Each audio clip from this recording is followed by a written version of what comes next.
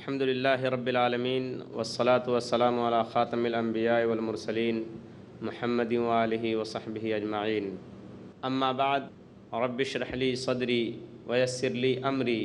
واحلل عقدۃ من لسانی یفقہوا قولی۔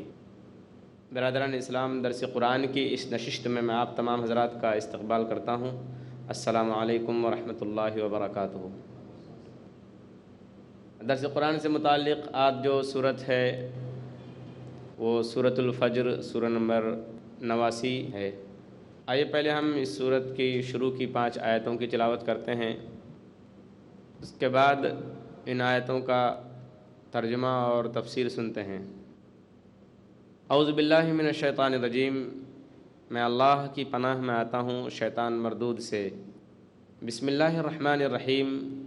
اللہ کے نام سے شروع کرتا ہوں جو بڑا مہربان نہایت رحم کرنے والا ہے۔ والفجر، قسم ہے فجر کی، ولیال عشر، اور 10 راتوں کی، والشفع والوتر، اور جفت اور طاق کی، واللیل اذا یسر، اور رات کی جب وہ چلنے لگے، حل فی ذالک قسم لذی حجر، کیا اس میں عقل مند کے لیے کوئی قسم ہے؟ یہ سورۃ الفجر کی شروع کی 5 آیتیں تلاوت کی گئی ہیں۔ سورۃ الفجر سورہ نمبر 89 مکی صورت ہے اور اس میں کل 30 آیتیں ہیں۔ آج ہم نے اس سورت کی 5 شروع کی آیتوں کی تلاوت آپ کے سامنے کی ہے اور اس کا ترجمہ بھی ہم نے پیش کیا ہے۔ آئیے ہم سب سے پہلے اس سورت کو یہ نام کیوں دیا گیا اور یہ سورت کب نازل ہوئی اور اس میں کیا مضامین اور کون کون سی باتیں اللہ نے بیان کی ہیں اس پر روشنی ڈالتے ہیں۔ سب سے پہلی چیز یہ ہے کہ اس سورت کو سورۃ الفجر اس لیے کہا جاتا ہے کہ اس میں لفظ فجر آیا ہے اور اسی لفظ کو اس سورت کا نام قرار دیا گیا ہے۔ دوسرے نمبر پر دوسری بات یہ آتی ہے کہ یہ سورت کس زمانے میں نازل ہوئی۔ جب ہم اس سورت کی باتوں پر اور اس سورت کے مضامین پر اگر ہم غور کریں گے تو ہمیں پتہ چلے گا کہ یہ سورت مکے میں اس زمانے میں نازل ہوئی جب اسلام قبول کرنے والوں کے خلاف لوگوں نے ہر طرح کا ظلم اور ہر طرح کی زیادتی کو جائز قرار دے دیا تھا، یعنی ظلم کی چکی چلنا شروع ہو گئی تھی۔ اس موقع پر یہ سورت نازل ہوئی۔ اسی لیے آگے آپ دیکھیں گے کہ اللہ تبارک و تعالیٰ نے اس سورت کے اندر جو لوگ آخرت کا انکار کرتے ہیں ان کو عاد اور قوم سمود اور فرعون کے انجام سے ڈرایا ہے۔ تو اس سورت کا جو مضمون ہے بنیادی وہ ہے جزا اور سزا، یعنی انسان جو اچھے اعمال کرے گا اس کا بدلہ وہ پائے گا اور انسان جو برے اعمال کرے گا اس کی سزا اس کو ملے گی، اللہ اس کا پنشمنٹ اس کو دیں گے۔ آگے جو اس صورت میں مضامین اور جو باتیں بیان کی گئی ہیں اور ان لوگوں کو جو دھمکی دی گئی ہے جو حضور اکرم صلی اللہ علیہ وسلم کا انکار کرتے تھے، آخرت کا انکار کرتے تھے، اس کے لیے انسانی تاریخ کی 2-3 مثالیں بیان کی گئی ہیں۔ جیسا کہ میں نے ذکر کیا کہ اللہ نے اس سورہ پاک کے اندر قوم عاد اور قوم سمود اور فرعون کے انجام سے لوگوں کو ڈرایا ہے کہ دیکھو یہ دنیا کا نظام کوئی بحری اور اندھی طاقت نہیں چلا رہی ہے، بلکہ بہت بڑی ایک طاقت ہے جو پوری دنیا کے اوپر حکومت کر رہی ہے۔ تمہارے سامنے فلاں فلاں قوم کی مثالیں ہیں کہ ان لوگوں نے آخرت کا انکار کیا، اپنے وقت کے نبی کو جھٹلایا، تو ان لوگوں کا کیا انجام ہوا، وہ کس نتیجے پر پہنچے، اور نتیجہ یہ ہوا کہ وہ پوری دنیا کے واسطے، دنیا والوں کے واسطے عبرت بن گئے، ایک سبق بن گئے۔ تو مکے والوں، تم جو محمد صلی اللہ علیہ وسلم کا انکار کرتے ہو اور ان کی لائی ہوئی بات کا انکار کرتے ہو اور اس کو ماننے سے پیچھے ہٹ رہے ہو، تو یاد رکھو کہ تمہارے سامنے ایسی ایسی قومیں گزر چکی ہیں جو طاقت کے اعتبار سے، قوت کے اعتبار سے تم سے بہت زیادہ بڑھی ہوئی تھیں، لیکن انجام کار یہ ہوا کہ وہ ہلاک کر دی گئیں، تباہ و برباد کر دی گئیں، اور وہ پھر صرف اور صرف لوگوں کے لیے اب عبرت اور نشانے کے طور پر باقی رہ گئیں کہ ان کا ذکر اگر لوگوں کی زبانوں پر آتا ہے تو اس لیے کہ لوگ ان سے عبرت حاصل کر سکیں۔ پھر آگے اللہ تبارک و تعالیٰ نے انسانی سوسائٹی کا جائزہ لیا ہے اس صورت کے اندر، اور بتایا ہے کہ دیکھو، دولت کا مل جانا، مال کا مل جانا یا کسی عہدے کا مل جانا اس بات کی علامت نہیں ہے کہ یہ اللہ کا انعام ہے، یہ اس بات کی پہچان نہیں ہے کہ اللہ تعالیٰ اس شخص سے خوش ہے جس کو دولت مل گئی ہے یا جس کو کوئی عہدہ یا مال مل گیا ہے۔ اسی طریقے سے کسی شخص کی روزی کے اندر کوئی تنگی ہو، کوئی پریشان حال ہے، کسی تکلیف میں مبتلا ہو گیا ہے، تو اس سے یہ نتیجہ نکالنا کہ اللہ اس شخص سے ناراض ہے، اللہ اس شخص کو مصیبت میں ڈال رہا ہے اس لیے کہ اللہ اس سے خفا ہے، یہ اس بات کی پہچان نہیں ہے۔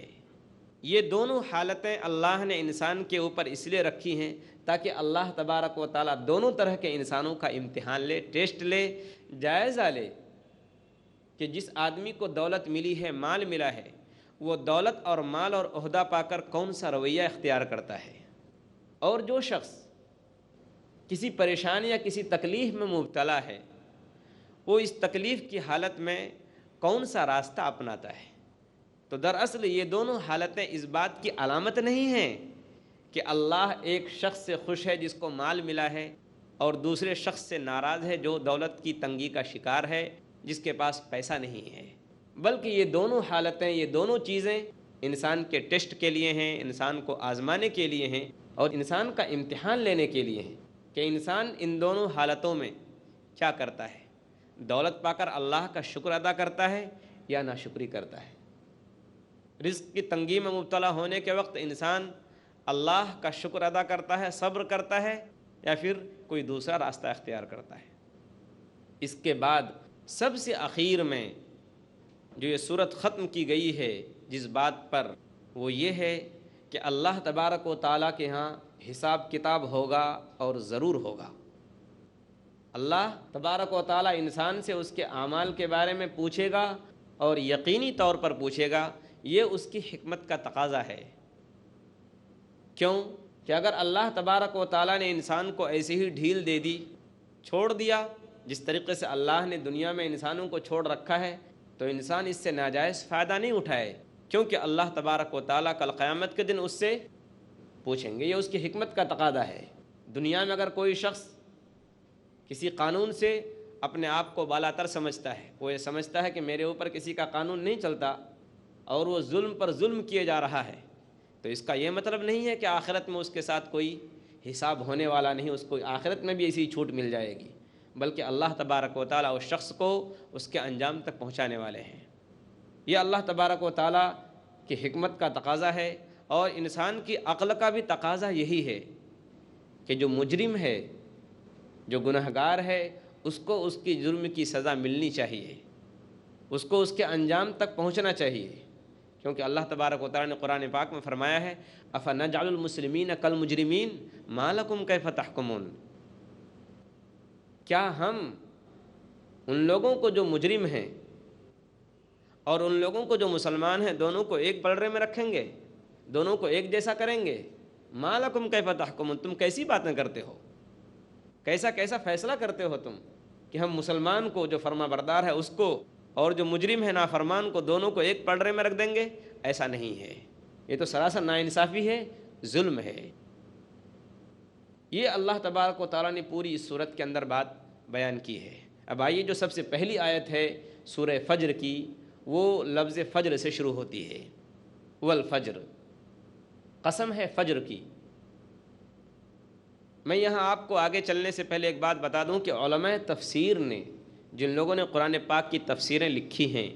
کامنٹری لکھی ہے، ان لوگوں کا کہنا یہ ہے کہ پورے قرآن پاک میں سب سے زیادہ پیچیدہ قسمیں اللہ نے یہیں کھائی ہیں. یعنی ان قسموں کا جوڑ جلدی سمجھ میں نہیں آتا ہے کہ اللہ نے ان چیزوں کی قسم کیوں کھائی ہے. اللہ نے فجر کی قسم کھائی ہے, اللہ نے 10 رات کی قسم کھائی ہے, اللہ نے جوڑ اور بے جوڑ جو گنتی ہوتی ہے اس کی قسم کھائی ہے, اور اس کے ساتھ ساتھ اللہ نے رات کی قسم کھائی ہے. تو رات کی قسم کا ذکر آپ تو سن چکے ہیں, لیکن اس سے پہلی جو یہ 4 چیزیں ہیں ان کی قسم کو جوڑنا کیا تعلق ہے, اللہ نے قسم کیوں کھائی ہے ان چیزوں کی, یہ بہت مشکل کام ہے. لیکن علماء تفسیر نے کوشش کی ہے اپنے علم اپنی سمجھ کے حساب سے کہ اللہ نے ان چیزوں کی قسمیں کھا کر کس بات کی انسانوں کو اور لوگوں کو دعوت دی ہے, وہ انشاءاللہ آگے میں ابھی ذکر کر رہا ہوں. حرام سے بچ جا تو سب سے بڑا عابد ہو جائے. نماز ایک ایسی چیز ہے کہ اس کی فرضیت سے کسی مومن کو انکار نہیں ہو سکتا. مولانا عبد الکریم پاریک پیش کریں گے دین اسلام کا پیغام. غریبی کی حالت ہو, امیری کی حالت ہو, درمیان کا راستہ نہ چھوڑ. جنازہ جا رہا ہو تو یہ سوچے ارتھی جا رہی ہو آج یہ گیا کل مجھے جانا ہے, اس کو عبرت کہیں. سچا آدمی وہ ہے, انسان وہ ہے جو پیچھے پلٹ کر کے دیکھے اور اپنی بھول کو سدھارے. ساری کائنات کا سروے سروا تخلیق کرنے والا ایک اللہ ہے. پیغام امن ہر اتوار شام 4:30 بجے انڈیا میں اور دوپہر 2 بجے سعودی عربیہ میں پیس ٹی وی اردو پر. ایک ہی صف میں کھڑے ہو گئے محمود و آیات, نہ کوئی بندہ رہا اور نہ کوئی بندہ نواز. مختلف انسان